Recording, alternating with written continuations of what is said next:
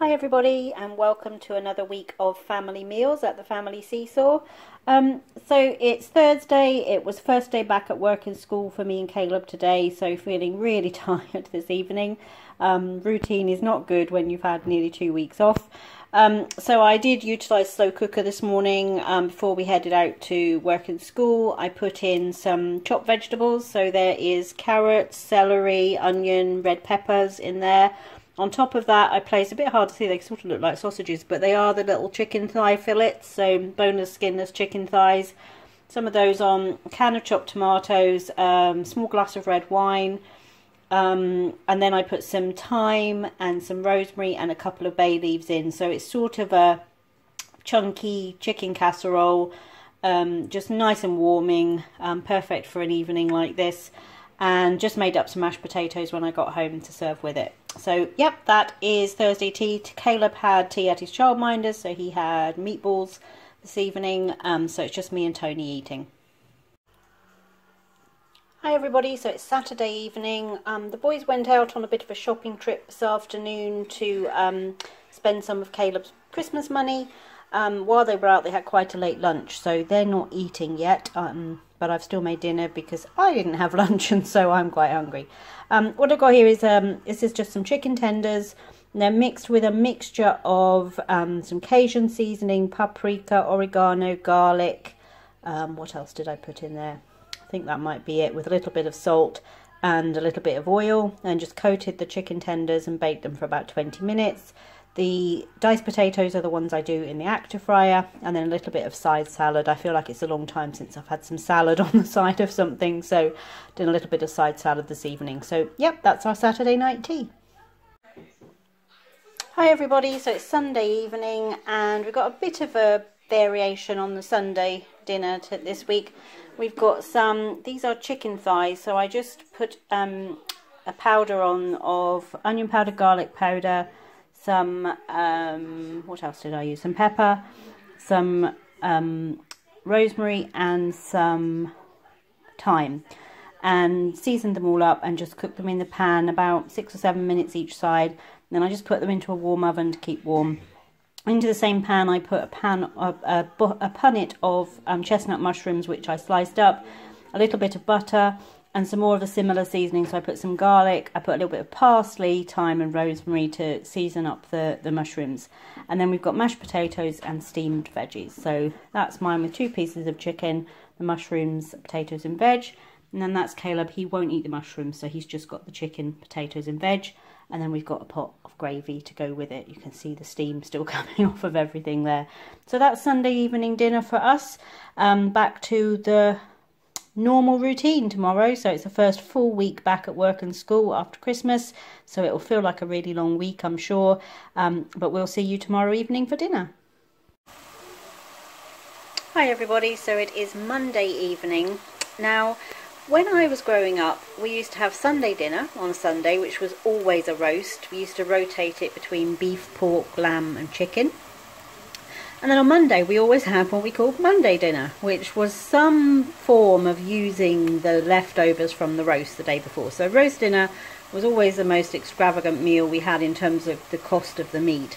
And therefore it had to be made to go 2 meals where possible.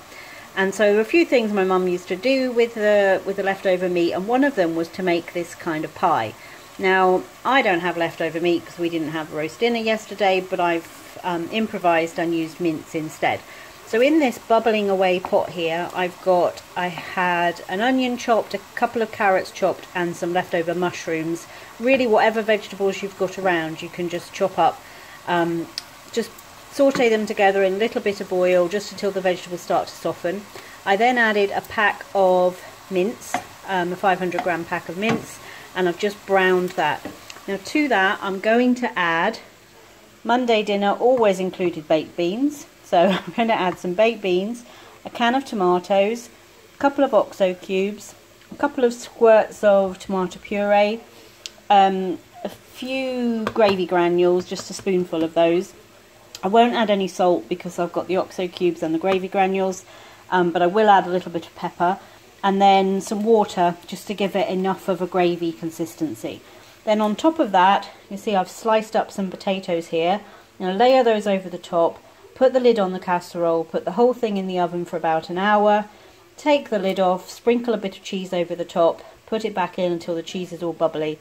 Because I put extra vegetables in this, I won't serve it with additional vegetables on the side, but you could have it with broccoli or some frozen mixed vegetables, something like that. But yeah, this is a bit of a throwback to me. I was happened to be talking to my mum over the Christmas break about some of the things we used to eat, and this just reminded me of a meal that I used to really love and really look forward to. So I'm giving it a try, see how it comes together, and I'll come back and show you the finished product. And so there is our Monday pie. You can see the layers there, the potatoes from the top with the cheesy layer on top there, and then you've got all the vegetables with the mince and the gravy, baked beans, tomatoes all mixed in. So I'm really looking forward to this. Real comfort food for me, a real throwback to my childhood and the sorts of things we had that made the most of leftovers and were kind of budget friendly meals for during the week. So yep, Monday evening, and we're having Monday pie. Hi everybody, so it is Tuesday evening, and tonight we've got kind of a macaroni cheese bake. Did a really simple bake with this one. Cooked up the macaroni, cooked a little bit of onion and garlic in some butter and stirred that through the macaroni once it was cooked.